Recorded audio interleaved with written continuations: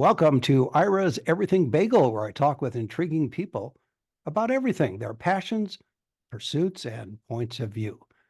During his more than 4-decade run on Days of Our Lives, Emmy nominated actor Teo Penglis has kept the plots twisting and the passions burning by playing two look-alike villains, Count Tony DeMira and his impersonator Andre DeMira.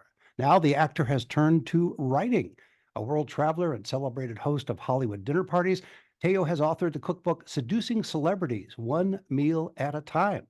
The book, reissued by Brick Tower Publishing, presents recipes for what would be his dream Hollywood dinner parties. It's also available on Amazon, Barnes and Noble, and all the usual places. Teo is also host of a 4-episode podcast, Teo Penglis Lost Treasures. It's a deep dive into the life of German archaeologist Heinrich Schliemann. You can follow Teo on Facebook, X, and Instagram, and listen to his podcasts on Spotify. And Teo, welcome to the show. Oh, thank you. How are you, Ira? I'm doing well, thank you. Well, you've been a busy boy all these decades. So how in the world do you have time to travel and write? I know you have time to act because you've been on that soap opera all those years. And how do you find the time to do it all? You know, I always found myself overloaded with dialogue after all those years, and the only outlet I had was taking a new journey somewhere, someplace I hadn't explored before, because that allowed itself to study the culture, the cuisine. Um, I loved walking through ancient ruins. I mean, I always thought I was a modern man walking through the ancient road. So when I came back to work, I was filled up, and so therefore the character was able to sustain itself through all those years because I was curious. And the more I traveled, the more I felt my work as an actor progressed. And then there was the written word, so that along the way I had these stories. I would do one-man shows. I did my first book, which was called Places, which dealt with those journeys, especially to the Middle East. And out of that, what it did for the language for me, it strengthened the language, so that when I spoke certain dialogue, it gave it a different strength in the understanding of that line. It's the way it was also placed. It varied as I got older and understood the importance of the word, rather than taking it for granted like we do because we just converse with each other. But when you're acting it out, when you look at someone like Obama, who was able to put a line out and then it allowed it to land, it had great gravitas to it. And so if it was going to be a funny line or if it's going to be a serious line, the way he placed it was a man who understood language. And so that also taught me. And so I was influenced by certain actors like Peter O'Toole over the years. And so you never know what you're becoming in your life until one day you reach a certain age and you turn around and you say, okay, I've landed. And that usually gives an indication when you are paying attention to other people's progress rather than your own. You feel safe enough within yourself to have the time to listen to somebody else's story. Not that we don't in conversations, we share, but there is a difference because you've basically become rather than becoming.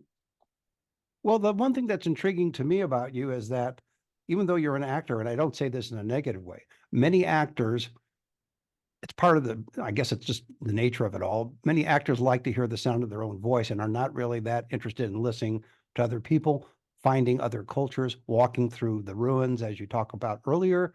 And yet you have incorporated that as part of your own being so that you're able to expand not only on the screen or on television, but also in real life as well. That's my take on it, at least. Yes. As an actor, if you're not listening, how do you know how to respond properly? How do you know how the line lands? How do you have those surprise elements when somebody gives you a different attitude on a line you didn't expect and you have to adjust to that? It's all those things that through listening, which is a silence in a way, but at the same time, you're really much alive because you are embracing the language that's coming at you so that you can throw it back. It's the give and take between actors. You throw the ball and they catch it, and then you expect the actor to throw the ball back. Some just drop it. And so, it depends on how they want to play the scene. But I've upset a few actors along the line because I always save certain deliveries on the take, not giving it all away in the beginnings. And I've had actors chase after me wanting to punch me out because I made them look like a fool. That was not my intention, but it is a game. It's how you win the game. And I certainly in my 20s, when I first came to America, I had the greatest teachers.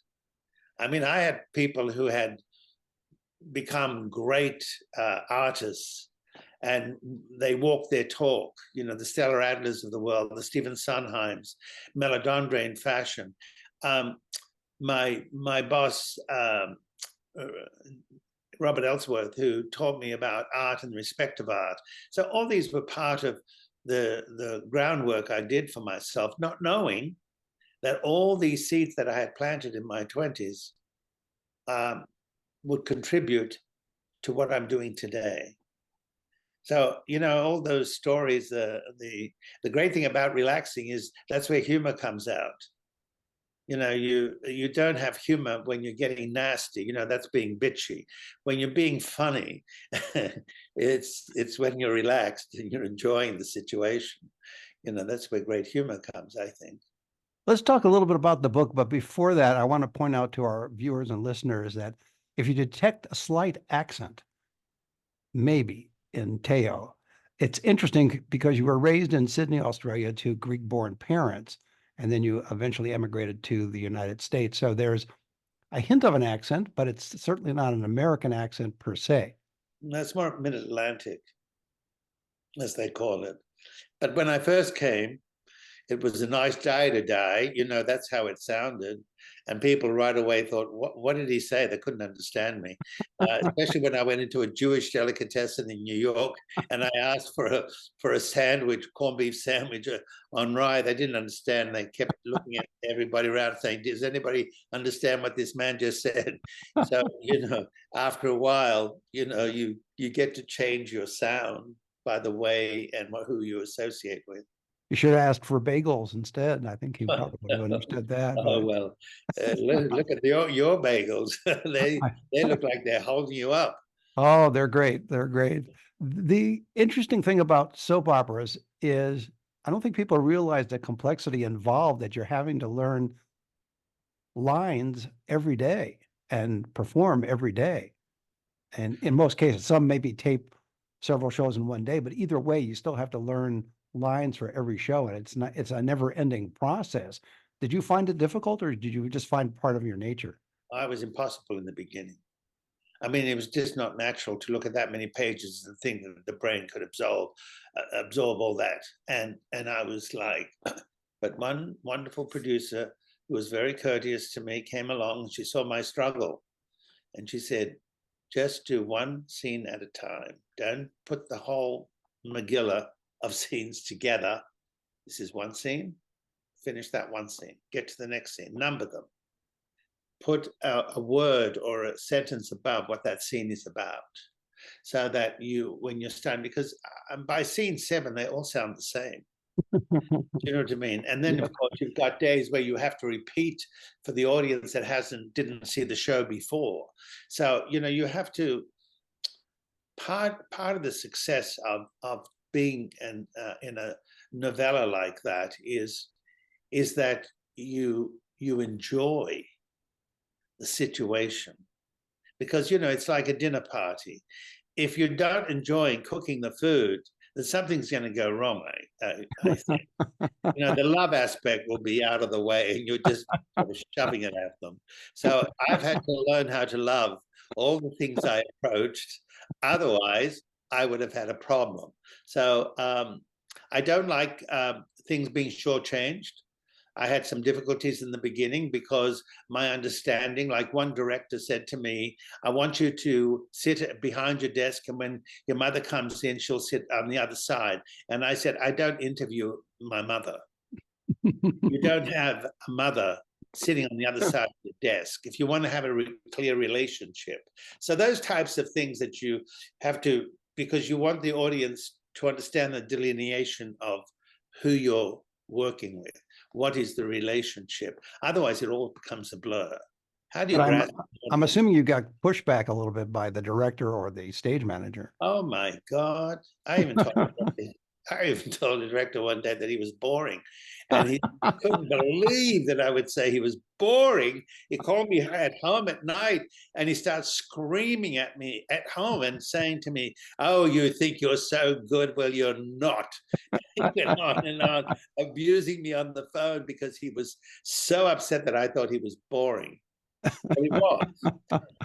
But despite all of that, you still maintain this, as we talked about it, it's an amazing career on the show. So clearly your talent outweighed their annoyance with you or their Yeah, but irritation. they killed me 7 times. You know, that was not out of love. Yeah, someone got upset. But you know, in the long run, the reason I sustained is all the things we talked about earlier, which is how do you fulfill yourself as a human being so that when you're interpreting another, you are able to fill it up rather than just thinking you're enough. You know, some actors have the ego to think they're just enough. You know, it's like writers, you know, my writing's God. You know, it's like, no, we all can learn from each other. But I've had great relationships. They used to call me 10 Take Teo in the beginning, and now I was called 1 Take Teo. So, you know, a lot of things have changed. I have certainly developed, and I have certainly become calmer and easier to work with. And that's part of it, is that I reached the point where I enjoyed and I would embrace the crew. You know, when I finish, I always thank the crew. I always thank the actors, the people that are around me, the makeup artists. I think completions are very important. And I don't think a lot of people do that. You finish 9 scenes and the booth doesn't even say a word. You just gave them nine scenes, 1 take each, and they think it's like, so you have to remind people, not good enough. I think it's important that we have the grace to say thank you, nice work, like you have a dinner party. And when you finish, we used to send cards and telephone calls the next day. Now they'll send you 1 line. On a text, yeah. Yeah, I'm from the old school, so right. I think the word is gratitude too, that you just, yes, you know, when my my teacher, Milton Katselas, in the end, dear man, he was such an extraordinary teacher. When I sat with him before he died, I said, "What is your biggest disappointment in life?" Now that we're, you know, up there now in age, and he said to me, "People." And I'm realizing that more and more. All the good ones that I had as friends, I've got a couple left, are gone. And then you realize the nakedness you feel in life when those great people that you had lifelong friendships have left, and you look around and you see what's landed with you. And I just find that at this stage of their life, a lot of people are not happy with what they chose and how they became in life and what they stand for. And so it's a work in progress life. It's not easy, and but I think gratitude is very important. yeah, I think it keeps you on the straight and narrow and keeps you level with the world. Yes, yes. Let's talk a little bit about your book, Seducing Celebrities One Meal at a Time. And Yeah. these are celebrities that you have known many of them and you write about it, but how did you come up with the concept of preparing a wonderful meal for a celebrity that you admire? And what goes into the thinking of that recipe? Is it the personality of the celebrity, or is it your perception of them, or is it a combination? Um, well, firstly, you know, the word seducing, what does that mean, really?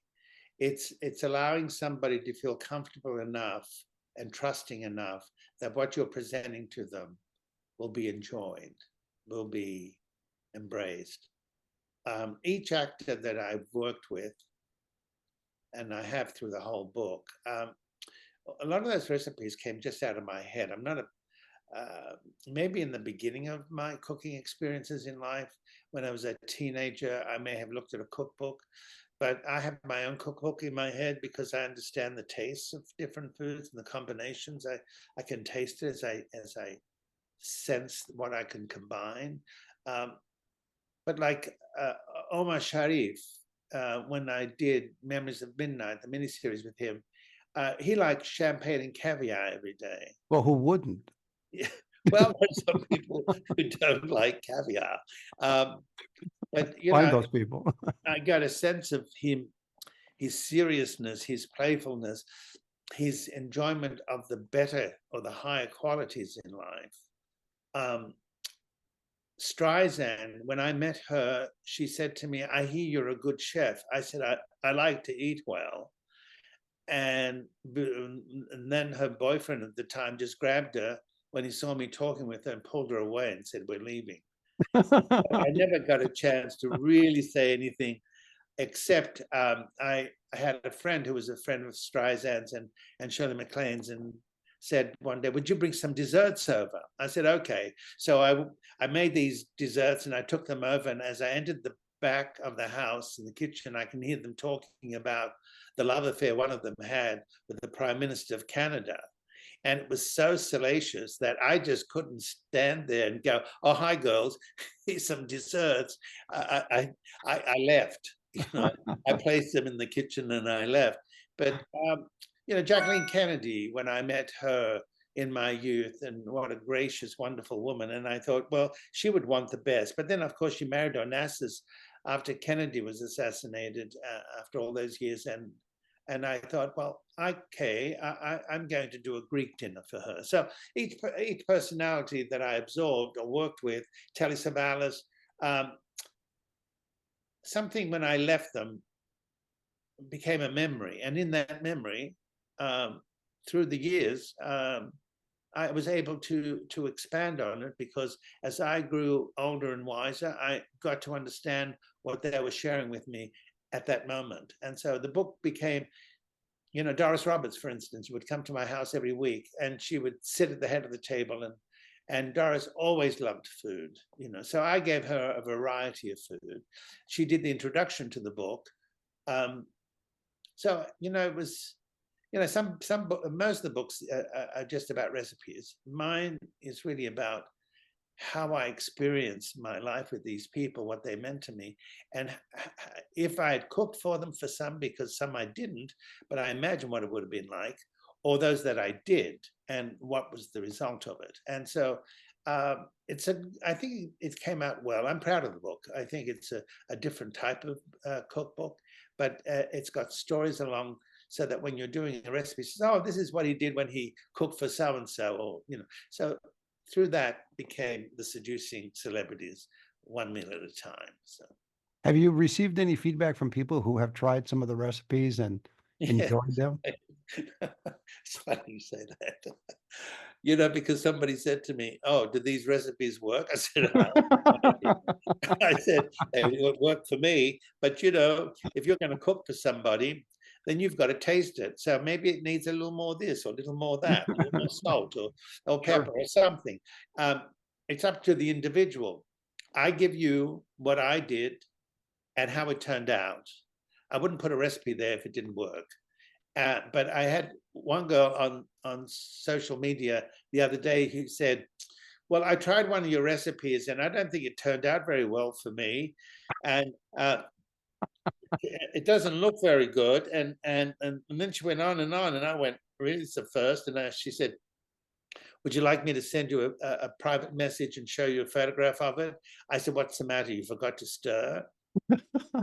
And I said, no, I don't want to see, you know, a recipe that didn't work for you. Exactly. I've cooked every one of those recipes I've cooked, so they work. Depends on your ingredients. You know, some people will shortchange things. When you ask for chicken broth, I like to do things natural. I like to cook a chicken and take the broth. Some people will put you know, chicken broth cube, and that's a lot different because it's too much salt. Yeah. Yeah. That sodium will kill you Yeah. at some point. Yeah. if you do it. What was the most challenging part of the book when you were writing? And then I want to talk to you a little bit about your podcast as well. What was the most challenging part about putting the book together? Remembering, I'm the kind of person who will open a fridge and say, okay, what am I going to eat? I don't plan that much ahead. But what I do have in the fridge, I know I will be able to mix with something and make a recipe out of it, be it with pasta or, Cornish hen. And I think probably I have a very good memory, thank God. So I would sit at my desk and say, okay, and then I would go through the ingredients in my head and go to write them down. And then I would think about the story and try to remember every one of those individuals, what remained from that experience. So it was recalling all of that. And it took me 6 months to do the book. And it's like people, someone did a dinner party for me for my birthday one year. And the host's boyfriend, who was an arrogant restaurateur, saw me with a whole presentation of rack of lamb. And he says to me, do you know how to cook that? Bluntly like that. I thought, like, what do you think I'm going to do with this? You don't think I can cook this, And then I like sometimes to put half a chicken on top of a salad or a rack of lamb on top of a salad as a combination. And he just freaked out that nobody does that. And I said, what? So it's like my interpretation didn't work for him because he hadn't seen it before. Right. And because I'd traveled so many places, and I mean, you go to the Arab countries and they're eating with their fingers. Could you imagine that person saying, you don't eat with your fingers, you eat with a knife and fork? There are interpretations of many things. That's what makes life so wonderful. It does. Have you thought, because of the title of the book, I just had an idea for your next edition, since it's Hollywood and it's seducing celebrities one meal at a time, that's the name of the book, is maybe on the cover have a couch, a casting couch. What do you think? Well, I've had a few of those experiences. So it's a little double entendre, just, Yes, I know. Yeah, I get that very clearly. I think it still goes on. So Probably so. Probably so. Now, despite the fact that you were working hard on this book, and 6 months is not that long of a time to be writing a book. A lot of people spend a lot longer. So that's pretty reasonable. You also put together a podcast. yes. And what's interesting about the podcast is it has to do with the life of, as I mentioned earlier, a German archaeologist by the name of Heinrich Schliemann. What drew you to Heinrich Schliemann and his career and his life? I read a story in the 70s called The Gold of Troy. And I, in many times in my youth, I wanted to be an archaeologist. There's just something about a ruin that still has a secret that hasn't been told. So when I looked at it like something, like in Egypt, and where I saw so many wonderful things, I left telling my own story. And when I read Schliemann, and from the age of 8 years of age, he swore that one day he would find the gold of Troy. And until you've discovered something in the earth or gone into a tomb for the first time before anybody else has, that's over 4,000 years old, something electric happens within you, that suddenly you are in a unique experience of something that hasn't been touched or seen in that many years. And to me, it is one of the wonders of experiences in life. And I've climbed fences in Delos in ancient Greece, and after being told you can't go on the other side because there's a lot of unseen things under the earth. Well, I was curious, so I climbed the fence and I dug in there, and I found all this jewelry in that from ancient times. So Delos was the great port in ancient Greece, and in the 5th century BC. And so that really intrigued me. So anything to deal with with lost treasures, with because Schliemann was the father of archaeology. So I went through 60,000 documents of his at the Gennadius Library in Athens. I read 9 books on him. I spent 2 years writing the podcast, but I'd gone to Troy 3 times. I sat at the edge of Troy, looking over the Troad, where the Romans and the Greeks and the Trojans had fought. I've gone to the cemetery in Athens, the first cemetery it's called, where Schliemann's buried, and spent time there sitting at his gravesite, at his mausoleum, and and sitting there and wondering what is behind that bronze door. How was he buried? Was he buried just like somebody's just placed his coffin in a mausoleum? No. I found out later that he was buried under tiles, and then he's under the earth. Everybody else is on top. But he was such an intriguing story. So at 8 years of age, he thinks he's going to find the gold of Troy, and then in his 50s, he finds it. He made a dream come true. So in many ways, what we perceive and dream about in our youth, we can make come true. And so for me, was the next closest thing to being an archaeologist was to follow in someone's footsteps and explore him. So it took me 2 years, slowly, because of in between the show, to write these stories. The first being finding the gold of Troy and how it was lost, and ended up in the Pushkin Museum in its basement, along with the other millions of treasures that the Russians had stolen from the Germans, who had stolen from mainly a lot of Jewish people in Europe, and then the treasure of Mycenae, which is extraordinary, which is in the Archaeological Museum in Athens, and that is really a fantastic treasure. And how he found it, and how he found those masks, thinking this is where Troy began, the war with Troy. This is where, and how he thought, and how he entertained the ideas in his mind that what he was finding were the beginnings of the Trojan War, when really it was a bit earlier. It was of a later Bronze Age. And then the third was, I met with an archaeologist. Where is Ulysses? Where's the real island of Ulysses? And so I trekked up and down the mountain with him. He in the footsteps of Odysseus, following Homer's story, and then spending the day, and then having a lunch overlooking Phorcys Bay, where he says to me, well, I'm having the fish from the sea, from that particular sea, and he says to me, this is where Ulysses came home 20 years after the Trojan War. And there's just something about all that, being in there, that made me feel, wow, this is extraordinary to be part of this. And so when I went swimming in that water, I felt like I was part of the story of Ulysses. And so I came home and began writing about it. And then the fourth part of the podcast is all the things that happened that I got into trouble.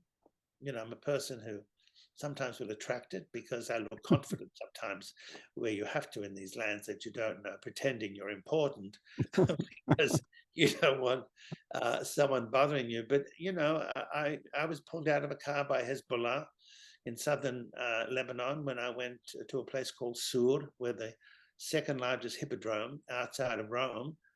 And they thought I was an Israeli spy.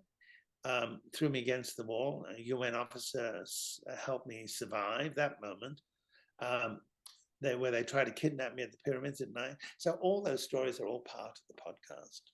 And that podcast is available on Spotify, as well, I'm sure, other audio platforms. There's one thing, just listening to you now, as you earlier said you were old school, but I think you're also old world. Is that the same? Well, I think it's two different things. Old school refers to doing things a certain way that they don't do now, or you look at things a different way. Old world is you're coming from a much more wider and older perspective of time. So that's why I think you're also old world. Yeah, someone has, some people have come across my path who were psychics, would say to me things like that, like I had been here before. I went to a healer in Luxor in Egypt, who lay me down with essential oils and rubbed my body and then put me through, and I came into an old life. And so we discussed that and what it was about and why Egypt is so attractive to me. Well, I think old world in the sense that you have a sense of history. New world, not everybody has that sense of history. Well, I think it had to do with the teachers I had in my youth. I think I took the best of what I was given. I don't like things ordinary. You know, there's a lot of things that are ordinary. People live ordinarily in a life that doesn't take too many chances. You know, people want to play it safe. And, you know, it's like when you're broke and you spend your last dollar on an investment and you don't know where the next dollar is coming from, but that dollar tends to then suddenly explode. But if you're not taking that chance with that dollar, you would never have known. My sister sometimes will say to me, I don't understand where you came from. So I suppose my mother used to say that to me. She used to look at me and she says, where did you come from? You know, I think there's an enigma. You know, I used to call, say, certain people I met in my life were an enigma. I remember when I worked with Ken Russell in Altered States, he said to me, I want him to be enigmatic. And at that time, I thought, what does that mean? You know? As I got older, I got to really understand that word that stayed with me. That's a great way to leave it. My guest has been Emmy-nominated actor Teo Penglis. He's author of Seducing Celebrities, One Meal at a Time. It's available on Amazon, Barnes and Noble, and all the usual places. And as mentioned, he's also host of the 4-episode podcast, Teo Penglis's Lost Treasures, a deep dive into the life of German archaeologist Heinrich Schliemann. And you can follow Teo on Facebook, X, and Instagram. And Teo, thanks for being on the show. Oh, thank you. It was a pleasure. And join us every Thursday for a new schmear on Ira's Everything Bagel.